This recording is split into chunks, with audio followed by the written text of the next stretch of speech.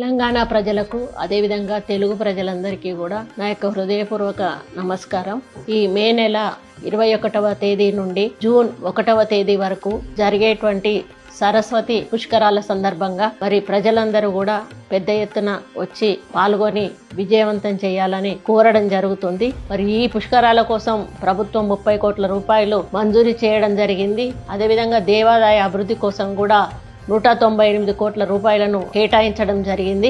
మరి 10 రోజుల కార్యక్రమంలో కూడా రోజు ఒకరు ప్రముఖులు ఆ పీఠాధిపతులు వచ్చి ఈ స్నానం ఆచరించి వెళ్ళడం జరుగుతుంది. మరి అక్కడ అన్ని రకాల సౌకర్యాలు కూడా భక్తులకు ఏమాత్రం ఇబ్బంది కాకుండా చేయాల్సిందిగా కూడా మేము అన్ని డిపార్ట్మెంట్స్ వాళ్ళను కూడా కోరడం జరిగింది. స్థానికంగా ఉన్నటువంటి మంత్రివర్యులు మరియు ఎమ్మెల్యే గారైనటువంటి శ్రీధర్ బాబు గారు కూడా వారు ప్రత్యేక దృష్టి సారించి భక్తులకు అన్ని సౌకర్యాలు కలిగే విధంగా అధికారులతో మరి చర్చించడం జరుగుతూ ఉంది. అదేవిధంగా మా